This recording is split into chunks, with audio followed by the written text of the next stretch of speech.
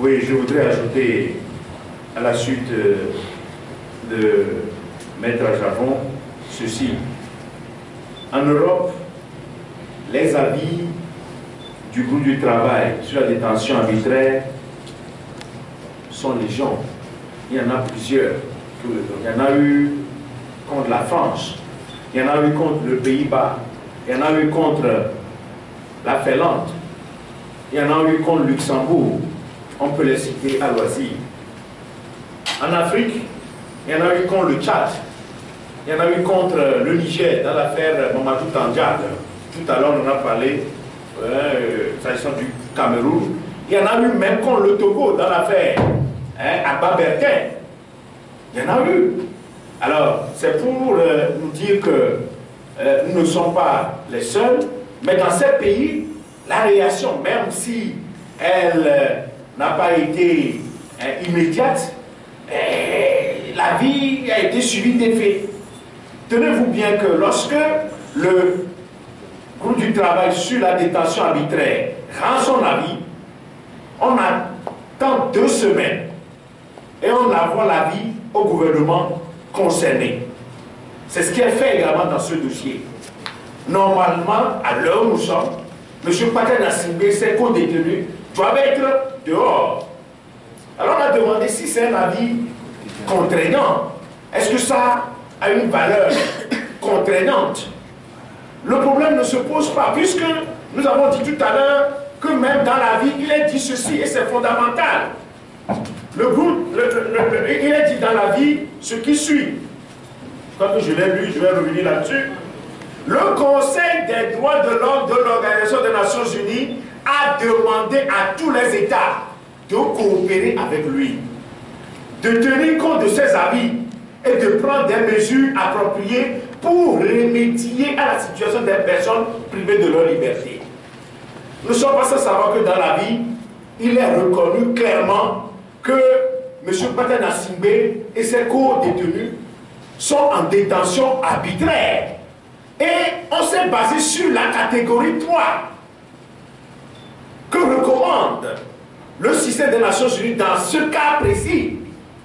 Et justement, c'est pour nous dire que même si les gens doivent sortir ou bien peuvent être amenés à dire que c'est un simple avis et que peut-être ça ne lie pas l'État, mais le comité des droits de l'homme dit que l'État concerné doit pouvoir coopérer, étant donné qu'il a signé tous les instruments protecteurs des droits de l'homme.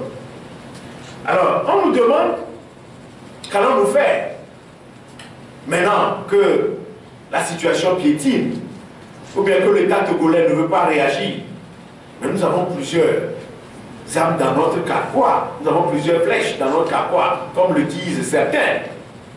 Mais nous avons l'habitude de dire qu'on ne montre pas à son ennemi ou bien à son adversaire toutes les armes par laquelle, ou bien par lesquelles on peut l'abattre. Mais nous entendons vous dire que nous allons poursuivre certaines personnes qui ont refusé de libérer M. Patrick Nassimbe et ses co-détenus. Nous allons les poursuivre dans les jours à venir. Parce que nous leur avons écrit. Et il est clair que nos clients, conformément à cet avis, sont en détention arbitraire.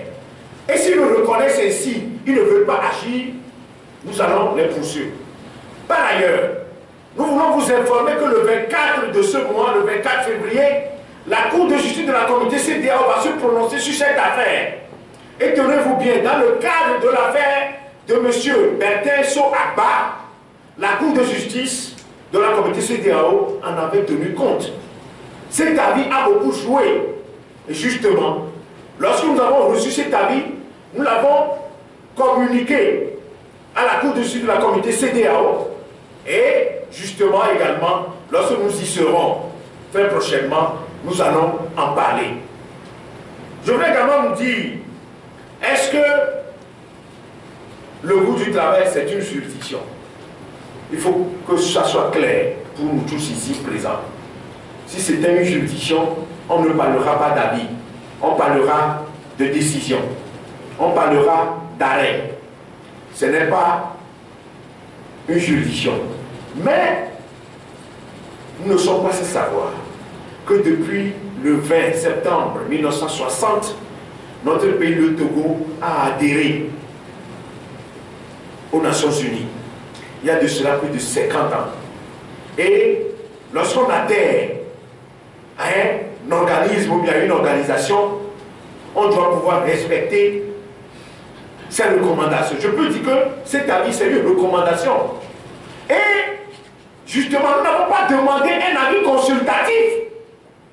Je crois que maintenant, Diadjari va revenir là-dessus. Nous n'avons pas demandé un avis consultatif pour qu'on puisse nous dire que c'est juste un avis consultatif qui ne lie pas l'État. Nous avons saisi le comité des droits de l'homme par le truchement du groupe du travail sur la détention arbitraire sur le cas de M. Patrick Nassibé qui s'est condamné.